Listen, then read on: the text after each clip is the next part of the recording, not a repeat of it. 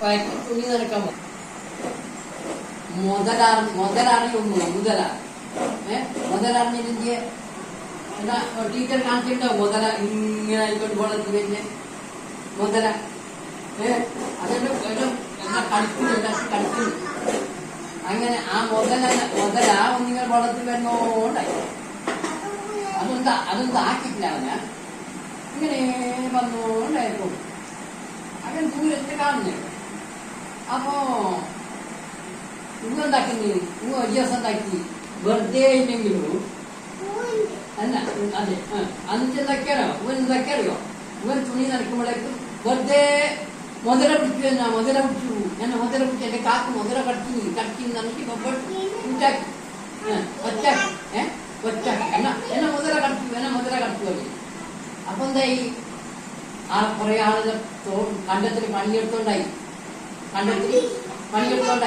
മഴ എഴുതുന്നത് പിന്നെ നെയ്ത് നടന്ന് എല്ലാ പണിയെടുത്തോണ്ടായി. അപ്പോ എല്ലാരും പാഞ്ഞോട്ട് വന്നു ഓനെ മുതല വിട്ടു വരുമ്പോ എന്തായി പോയി ഓനെ മുതല വിട്ടു എന്റെ പാഞ്ഞോട്ട് വന്നു നോക്കുമ്പോ ഒന്നുമില്ല. അപ്പൊ വെറുതെ പറഞ്ഞേ മുതല വിട്ടു അപ്പൊ തൊടിയൊന്നു നീ എന്ത് വെറുതെ പറഞ്ഞ മുതല വിട്ടു ജോറാക്കി അവർ പോയി. പിന്നെ ഒരു ദിവസം ഇങ്ങനെ പോകുമ്പോഴേക്കും ഇങ്ങനെ ആക്കി വന്നു വെറുതെ ഇല്ലെങ്കിലും എന്നെ മുതലടിച്ചു പറഞ്ഞിട്ട് കൂട്ടാക്കി എല്ലാവരും പേരോ എന്നെ മുതലടിച്ചു. അപ്പൊ എന്താക്കി അങ്ങനെ വന്നിരിക്കുക അതെന്തോ സത്യം എന്തോ വെറുതെ പറഞ്ഞല്ല അവൻ അന്ന് എന്തോ വെറുതെ പറഞ്ഞിട്ടുണ്ടാവും. നോക്കുമ്പോഴേക്ക് വന്നിട്ട് നോക്കുമ്പോ ഒന്നുമില്ല മുതല് പിടിച്ചില്ല. അപ്പൊ ഇവർ കൂടിയൊന്നും കള പറഞ്ഞു ഈ വെറുതെ കള പറഞ്ഞു മുതല പിടിക്കാതെ ഇരിക്കുമ്പോ മുതല പിടിക്കുന്നു പറഞ്ഞത് എന്നാണ് ജോറാക്കിയാണ്.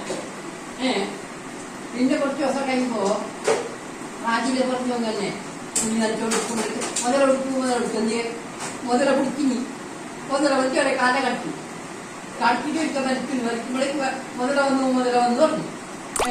മുതല വന്നു പറഞ്ഞിട്ടുമ്പോഴേ കാല് വന്നിട്ടില്ല.